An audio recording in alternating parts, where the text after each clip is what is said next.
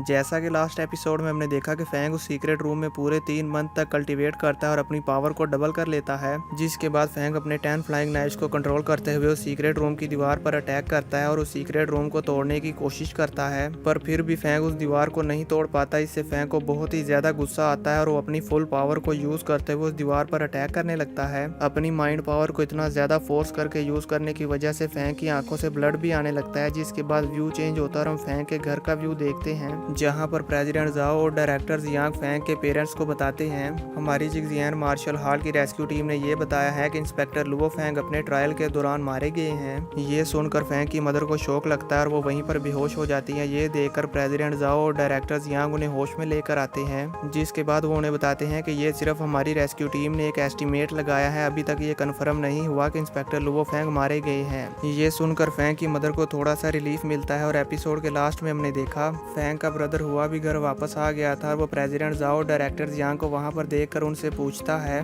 President जाओ क्या हुआ?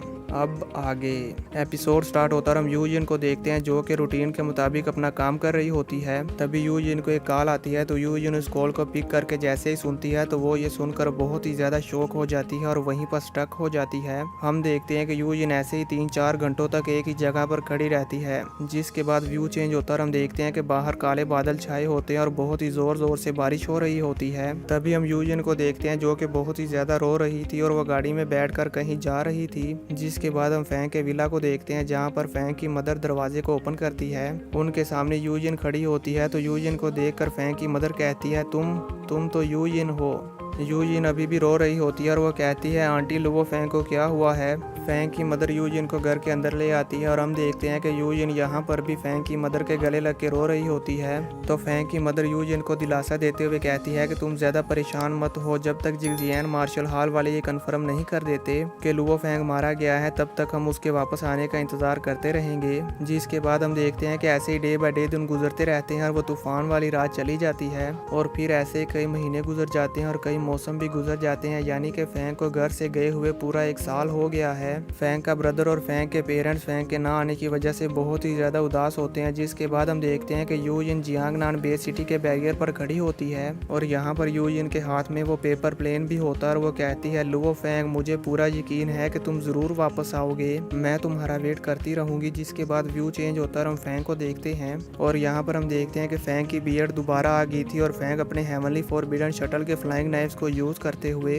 अपनी शेव कर रहा होता है कि तभी फैंग के फेस पर एक कट लग जाता है और उसका ब्लड बहने लगता है। पर फैंग को इससे कुछ फर्क नहीं पड़ता और हम देखते हैं कि फैंग यहाँ पर बहुत ही ज्यादा उदास होता है। जिसके बाद वो अपनी हेवनली फॉरबिडन शटल पर फ्लाई करता हुआ उस सीक्रेट रूम की दीवार के पास आता है और यहाँ पर भी फैंग बहुत ही ज्यादा उदास होता है और उसने अपना मुंह भी लटकाया होता है। और यहाँ पर हम देखते हैं कि फैंग बिल्कुल इमोशनलेस हो जाता है और फैंग बहुत ही ज्यादा उदास होता है और ऐसे ही फैंग अपने सभी फ्लाइंग नाइफ्स को यूज करते हुए उस दीवार पर अटैक करता है, पर फिर भी उस दीवार को कुछ नहीं होता। तो ये देखकर फैंग अपने सभी 14 फ्लाइंग नाइफ्स को यूज करता है और उस दीवार पर अटैक करने लगता है। फैंग के इन 14 फ्लाइंग नाइफ्स को यूज करने की वजह से उस दीवार पर क्रैक पड़ जाते हैं, पर अभी भी फैंग उस दीवार को नहीं तोड़ पाता। तो ये देखकर फैंग कहता है कि मैंने अपने 14 फ्लाइंग नाइफ्स को यूज कर दिया जिनकी पावर 7 मिलियन किलोग्राम से भी ज्यादा है, पर फिर भी ये इस दीवार को नहीं तोड़ पाए। अब मेरी स्ट्रेंथ पहले ही वार गॉड वॉरियर से बहुत ज्यादा हो चुकी है और अब मैं हाई लेवल के गॉड ऑफ वार की पीक पर हूँ, लेकिन अब भी मैं सीक्रेट रूम की दीवार को नहीं तोड़ पा रहा। तो ये देखकर फैंग अपने पंचीस उस दीवार पर मारने लगता है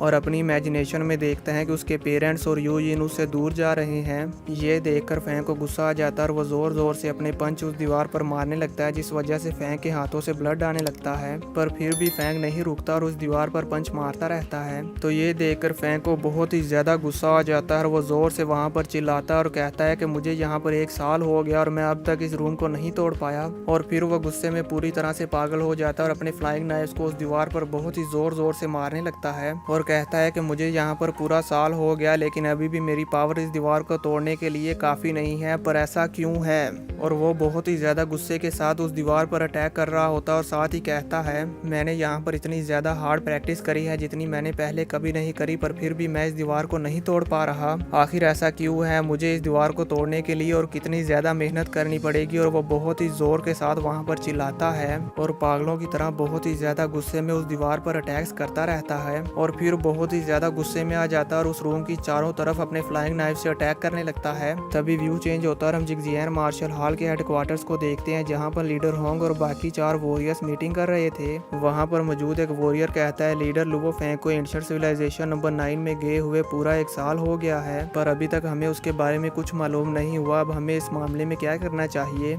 ये सुनकर लीडर होंग को काफी गुस्सा आता है, पर वो यहाँ पर फेंग के लिए कुछ भी नहीं कर सकते, इसलिए वो यहाँ पर सभी इंस्पेक्टर से कह देते हैं कि लुवो फेंग की डेथ को कंफर्म कर दिया जाए और लुवो फेंग के पास जितने भी पैसे थे वो उसकी फैमिली को दे दिए जाएं, पर जो उसका स्मार्ट फाइटर जेट है वो हम जिगजियान मार्शल हॉल में ही रखेंगे। ये सुनकर वो सभी वॉरियर्स कहते हैं जी हाँ लीडर। जिसके बाद इंस्ट्रक्टर जोंग कहते हैं कि ये बहुत ही अफसोस की बात है कि Luo Feng ancient civilisation ruins number 9 में मारा गया, इसलिए हम उसकी यादगारी के लिए मेमोरियल भी नहीं कर सकते। उसकी मौत भी हमेशा के लिए सीक्रेट ही रहेगी जैसे कि एंशिएंट सिविलाइजेशन रूइंस नंबर 9 है। ये सुनकर लीडर कुछ बोलने ही वाले होते हैं कि तभी इंस्पेक्टर वेलिडमीर कहते हैं लीडर अब हमें जियांगनान बे सिटी के न्यू इंस्पेक्टर के बारे में डिस्कस कर लेना चाहिए। तभी व्यू चेंज होता है, हम जियांगनान बे सिटी का व्यू देखते हैं जहाँ पर एक ब्रेकिंग न्यूज आ रही होती है और उस सिटी में मौजूद जितने भी लोग होते हैं वो जल्दी से उस न्यूज को देखने के लिए आ जाते हैं। वो न्यूज रिपोर्टर बता रहा होता है कि आज 30 सितंबर 2058 को